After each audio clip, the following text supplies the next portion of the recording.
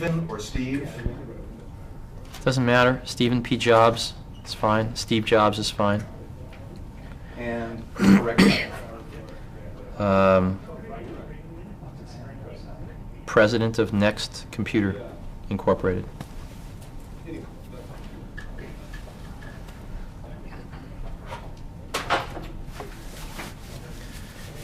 What has your life come into contact with that of Dr. Joseph Juran's? Well, at Next here, we decided to try to figure out what all of this ballyhoo about quality was about. So we started looking into things, came in contact with a lot of people. And Dr. Juran was one of the few people that I met that had a real down-to-earth approach to it, that didn't think that quality was the second coming, but rather thought that he approached it much more scientifically. And that resonated with the engineers and other technical people here at Next, as well as the executives. And so Dr. Juran's visited us several times, and always wearing his characteristic bow tie. And we've learned a lot from him. What are some of the things that you have found most valuable? I think the things that we've learned most from Dr. Juran are to look at everything as a repetitive process and to instrument that process and find out how it's running, and then start to take it apart and re-put it back together in ways that dramatically improve its effectiveness in a very straightforward way. And no magic, no pep rallies, just looking things directly in the eye, seeing them as repetitive processes, and then re-engineering them. And I think most of the quality stuff, as I've understood it, is really a lot about re-engineering your repetitive processes to make them much, much more effective, combining them, eliminating some, strengthening others. It's easy to see why broadcasters would want to do a program, let's say, on Madonna or Arnold Schwarzenegger. Why do you think the American people might be interested in, or why should the American people be interested in seeing a documentary on this old guy with the bow tie, Dr. Juran?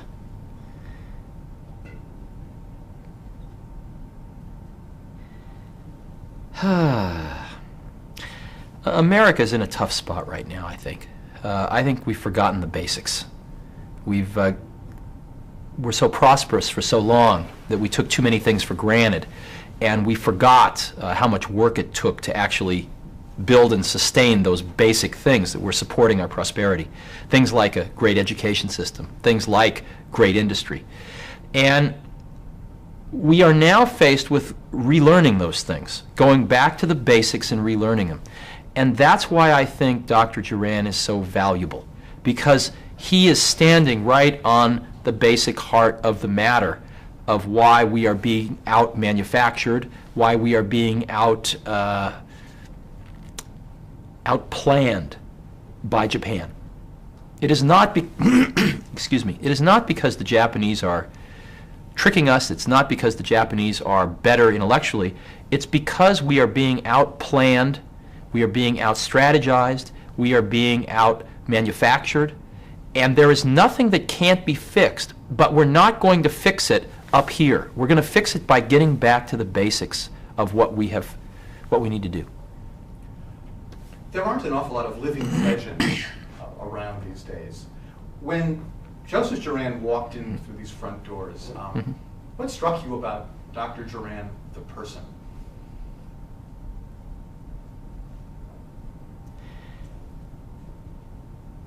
I've had an opportunity to meet a few great people in my life, and they all have had one characteristic in common, which is that they treat everyone the same. Whether it's the janitor or the president of the company, whether it's the president of the United States or someone in a rural slum, they treat them exactly the same. And if a question is asked, they will directly answer that question to the best of their ability. The look in their eyes is exactly the same, and that was certainly true of Dr. Juran. Any question asked was the most important question that could have been asked at that moment as far as Dr. Juran was concerned. And the caring and straightforwardness that he expressed towards every individual made a big impression on us. Of course, his awesome knowledge of the subject. But beyond his awesome knowledge of the subject, the way that he viewed people so optimistically that even the most foolish question was addressed with the greatest desire to transmit what he had learned in his life. Everybody now certainly uses quality, whether it's in the advertising or in their internal literature. It's sort of American flag, apple pie, and motherhood. It's almost the price of admission in lots of industries. Right. And yet, so many corporations, large businesses in particular, have such a hard time getting things moving, seeing results, getting people somehow facing the right direction. What holds it back, do you think? It's funny, the group of people that do not use quality in their marketing are the Japanese. You never see them using quality in their marketing. It's only the American companies that do. And yet, if you ask people on the street which products have the best reputation for quality, they will tell you the Japanese products. Now, why is that? How could that be? The answer is because customers don't form their opinions on quality from marketing. They don't form their opinions on quality from who won the Deming Award or who won the Baldrige Award. They form their opinions on quality from their own experience with the products or the services.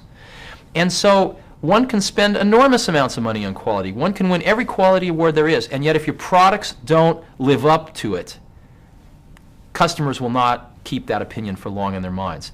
And so I think where we have to start is with our products and our services, not with our marketing department. And we need to get back to the basics and go improve our products and services. Now again, quality isn't just the product or the service, it's having the right product. You know, knowing where the market's going and having the most innovative products is just as much a part of quality as the quality of the construction of the product when you have it. And I think what we're seeing is the quality leaders of today have integrated that quality technology well beyond their manufacturing, now going well into their sales and marketing and out as far as they can to touch the customer, and trying to create super efficient processes back from the customer all the way through to the delivery of the end product so that they can have the most innovative products, understand the customer needs fastest, et cetera, et cetera. You've had a remarkable opportunity to do an Act 1 and Act 2, maybe there'll be an Act 3 and an Act 4. I'm not sure whether you came into contact with Dr. Juran back in the days of Apple. No, just at Next. What do you do differently at Next as a result of having been in contact with Dr. Juran that you didn't do back in the days of Apple? In most companies, if you're new and you ask, you know, why is it done this way? The answer is because that's the way we do it here, or because that's the way it's always been done. And in my opinion, the largest contribution of much of this quality thinking is to approach these ways of doing things, these processes, scientifically, where there is a theory behind why we do them. There is a description of what we do, and most importantly, there is an opportunity to always question what we do. And this is a radically different approach to business processes than the traditional one, because it's always done this way. And that single shift is everything, in my opinion, because in that shift is a tremendous optimistic point of view about the people that work in a company. It says these people are very smart. They're not pawns. They're very smart. And if given the opportunity to change and improve, they will. They will improve the processes if there's a mechanism for it. And that optimistic humanism I find very appealing. And I think we have countless examples that it works. Part of this way that this optimistic humanism is expressed in companies are the things to which the people who control corporations say yes to requests and recommendations that are made to them. What kind of things are you saying yes to here at Next as a result of Dr. Juran's teachings or exposure that you might never have said yes to before? Well, I think your question actually capsulizes what's wrong. The whole philosophy behind these newer quality approaches is that people shouldn't have to ask management permission to do something that needs to be approved. Authority should be vested in the people doing the work to improve their own processes, to teach them how to measure them, to understand them, and to improve them. And they should not have to ask for permission to improve their processes. So I think a lot of the philosophy behind this quality stuff carries with it a flattening of the traditional hierarchical organization and a distribution of authority to the people who are best in the position to decide what should happen to improve these processes, the people doing the work themselves. And so the permission that's given because of this quality philosophy is the permission to not have to ask permission. The two quality gurus in America today who seem to be getting the most press and the most notoriety are Joe Juran and Dr. Deming. Right. Obviously, you're familiar with Dr. Deming and the Deming Prize. What do you see as the significant contributions of both men? I've never met Dr. Deming, and I've never read his books, so I'm ignorant. Can't tell you. When you think back 5 or 10 years, Dr. Juran is going to be gone at some point, and all that's going to be left are his tapes and his books. What are going to be your fondest memories of Dr. Juran?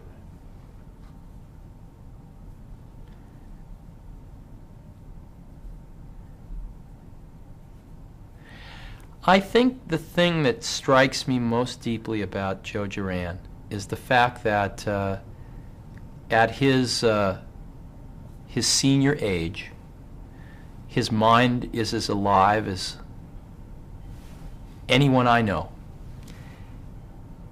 And he has an energy about him that propels him around the globe on planes, to come visit companies like Next, to spend draining days trying to transmit what he's learned his whole life to people.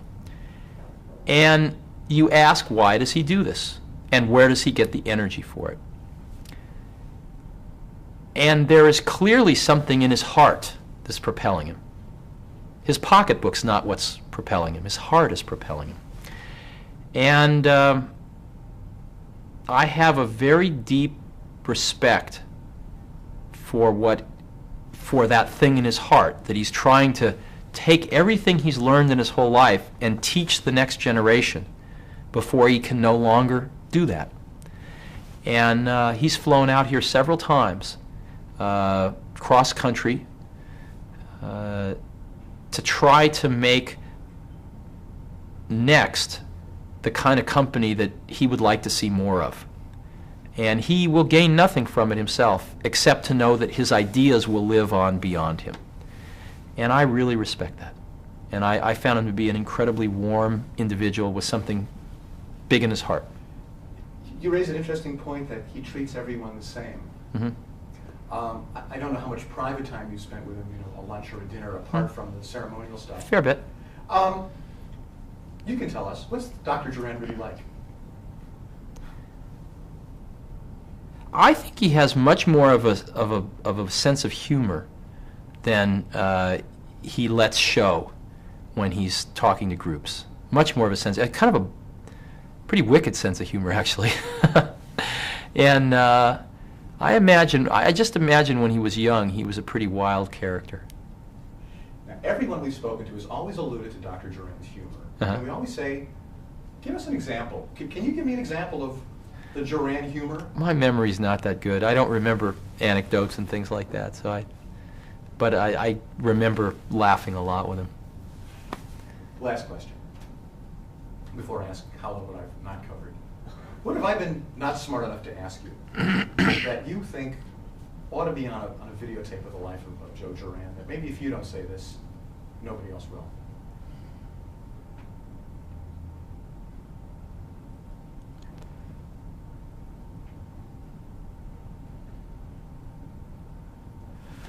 Oh,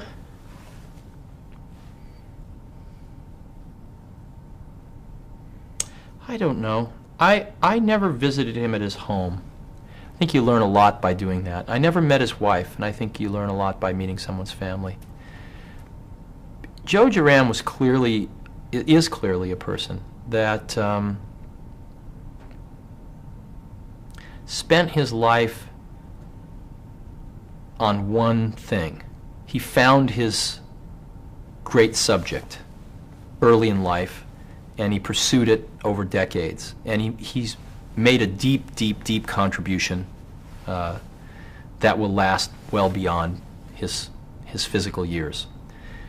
And like most people that do that, there is, below the surface, great sacrifices they've made to do that. In some cases with their family. In some cases with a lot of other things they might have wanted to do with their lives. And I don't think Joe Juran would be an exception. Matter of fact, I think he would be he would follow that. And I imagine that if one scratches the surface a little bit, one will find some sacrifices in his life that he's made to follow the pure path that he has that most people don't see. And then that maybe you have a chance to explore.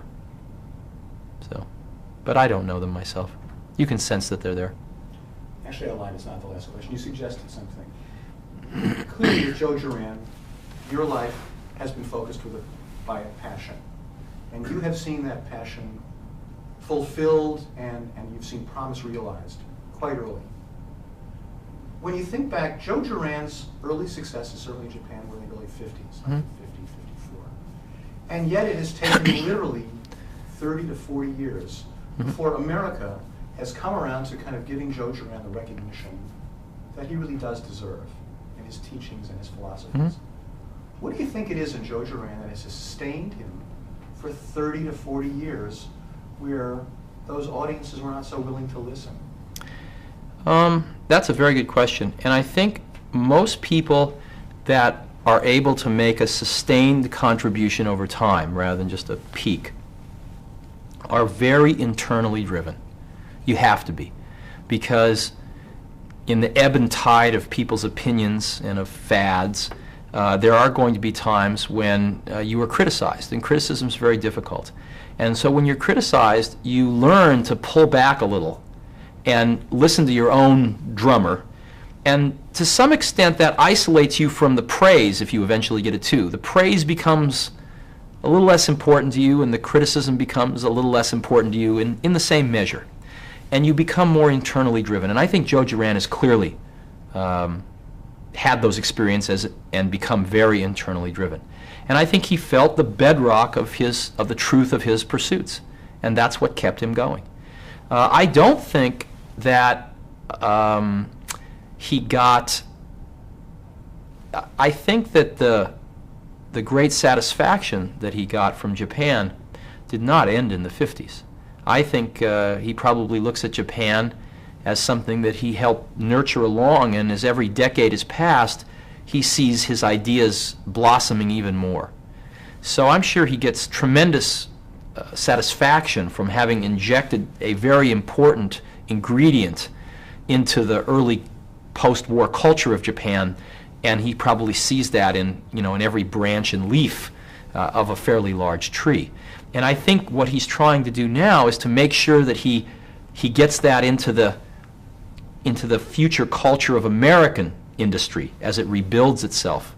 And I think if he is successful, which I think he is on the verge of being, that in his last breath he will feel comfortable knowing in the decades to come that his work will get recognition. So, as we say, thank you, Mr. President. Okay. You've got a microphone. Before you leave? Yeah. Before you leave. I would like to say thank you. Sure. I have, at least had at the time, a very young son.